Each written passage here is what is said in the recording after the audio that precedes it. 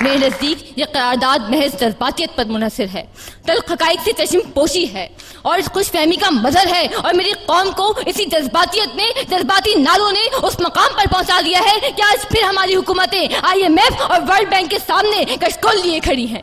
یہ حقیقت ہے، اور حقیقت سے منہ موڑ کر جذباتی باتیں کرنا میرے مخالفین کا طور طریقہ ہو سکتا ہے، مگر میرا نہیں۔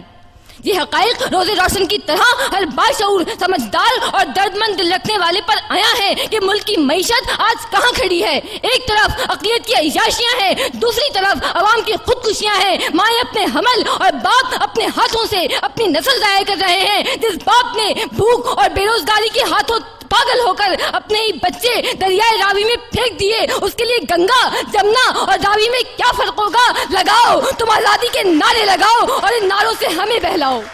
میں اگر بھوک کی شدت کا گلا کرتا ہوں، تم عقیدوں کے غبارے مجھے لا دیتے ہو، میرے ملبوس کے پرہول شگافوں کے عوض کتنی تقدیس سے فرمانے حیا دیتے ہو۔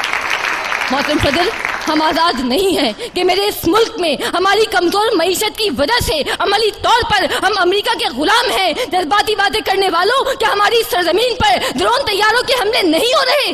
صلاحیت رکھنے کے باوجود ہماری جرت نہیں، ہماری بھوک، ہماری غربت، ہماری کمزور معیشت ان طیاروں کو گرانے سے روکے ہوئے ہے۔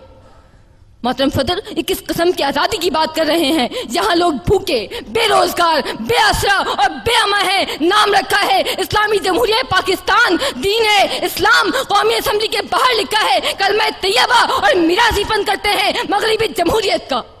خبروں، رپورٹوں اور تبصروں کی بیساکھیوں پر چلنے والے یہ دانشور نہیں جانتے کہ جمہوریت کی اس چند گھروں تک محدود رکھیل اور داشتہ نے کتنے گھر اجاڑ دیے۔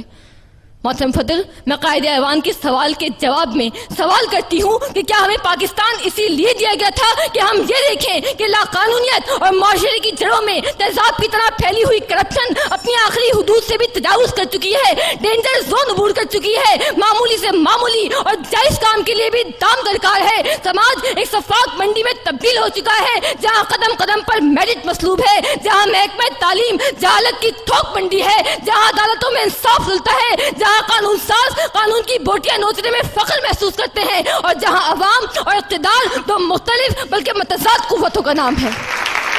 ملک کی آزادی پر بات کرنے سے پہلے ضروری ہے کہ اسے ملک بنایا جائے، اور اسے ملک بنانے کے لیے ضروری ہے کہ سب سے پہلے محدود اقلیت کے ہاتھوں سے اس کا ناجائز قبضہ چھڑوایا جائے اور اقتدار عوام کو واپس دلایا جائے۔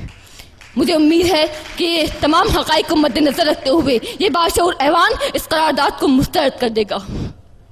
جس دیش کے کوچے کوچے میں، جس دیش کے کوچے کوچے میں افلاس آوارہ پھرتا ہو، جس دیش کے کوچے کوچے میں افلاس آوارہ پھرتا ہو، جو دھرتی بھوک اگلتی ہو، جو دھرتی بھوک اگلتی ہو، جہاں دکھ فرش سے گرتا ہو، جہاں بھوکے ننگے بچے بھی آہوں پر پالے جاتے ہوں، جہاں سچائی کے مجرم بھی زندہ میں ڈالے جاتے ہوں، جہاں مظلوموں کے خون سے محل اپنے دھوئے جاتے ہوں، اس دیش کی مٹی برسوں سے یہ دکھ جگر پہ سہتی ہے اور اپنے دیش کے لوگوں کو جشن آزادی مبارک کہتی ہے، جشن آزادی مبارک کہتی ہے۔